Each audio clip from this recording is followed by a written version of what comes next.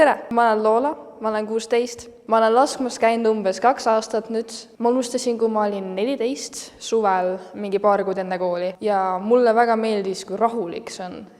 Vaimule ja tehnikale ma keskendun rohkem kui siis füüsilisele. Kuigi tegelikult füüsiline on minu meelest isegi tähtsam, sest siis kui sul füüsilist ei ole, siis sul käsi ei seisa paigal ja siis sa lihtsalt ei saa normaalselt lasta. Kuigi mida ma kahjuks ei tee loomulikult, sest mul pole aega selle jaoks ega tahtmist. Ma ei tule toime tähtsatel võistlustel, eriti hästi oma peaga, võiks öelda.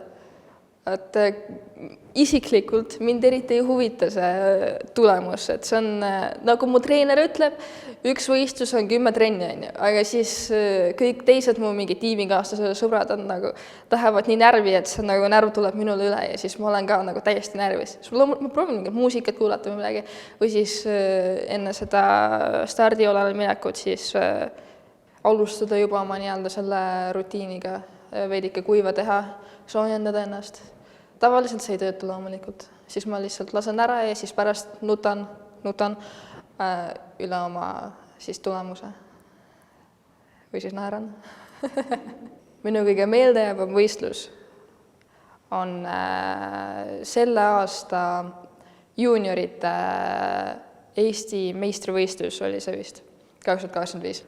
Kõik olid täiesti närvis, millegi pärast mul oli uskumatult hea töö, ma nagu tundsin juba, kuidas mul läheb halvasti, seega ma lihtsalt tantsisin ja laulsin seal ja nagu ma tegin nagu täiesti mida iganes on ju, vaatasin, kuidas seal teistel läheb ja niimoodi. Ja siis, kui meie vahetus tuli, siis millegi pärast ma olin nagu uskumatult õnnelik sel hetkel, ma olin nagu naersin seal lihtsalt. Ja siis mul alguses, ma olin tegelikult närvis ka, mul nagu käsi uskumatult värises, see oli kohutav. Aga algul mul läks suht okeilt ja siis mul läks kehvasti umbes 2 lasku ja siis ma nägin, kuidas nagu mingeid tüüpe pildistati ja siis seal mu sõbra taha pandi mingi nagu filmise kaameras, ma nagu issand jumal, nagu kui tore. Ja siis mul oli lihtsalt nii naljakas, et ma arvan, et mul nagu kogu see stress läks ära või siis see vähemalt nagu muutus selliseks adrenaliinilaadseks ja mingi, ma ei tea, mingi keemiline reaktsioon, mis toimus seal midagi, aga mul läks nagu räigelt hästi tegelikult lõpuks, et ma jäin 3. Ma kaotasin esimesele kohale, ma jäin teiseks. Ja ma kaotasin esimesele kohale 3 punktiga.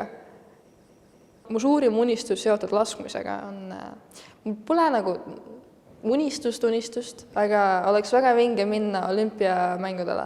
Seda kindla peale ei juhtu, sest hetkel isegi need juuniorite Euroopa meistrivõistlused on nagu uskumatud, et üks mu nendest treeneritest siis näitas mulle pilti, et ta oli käinud seal koha peal ja siis vaatanud, et kuidas neil läheb. Kõikidel, kõik lasud on üle 10. See on nagu mingi 10,6, 10,4, 10,9 on siis see maksimum nii-öelda, mis saab saada. Ja see oli nagu kõikidel on nagu üle 10, seal neid 9 on nagu väga harva. Ja mina olen rohkem nagu selline 9 inimene, kahjuks veel. 10 lasen ka, aga pigem 9 võistlustel eriti. Seega ma arvan, et sinna ma ei jõuagi kunagi. Mida ma soovitaksin noorele, kes tahab laskmisega alustada? Muidugi. Jaa, täiega. Tegelikult see on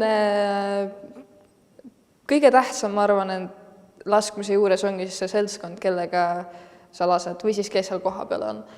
Ja siis seda tihti tehast, muidu see lihtsalt ununeb ära või jääb ära, et muidu sa ei käi laskmas, kui sa seda vähemalt 1 korra nädalas ei tee. Ja siis, kui laskmas käia, siis Mälku, Männikule, parim lasketiir, kõige paremad on seal, kaasa arvatud mina, ain sinna.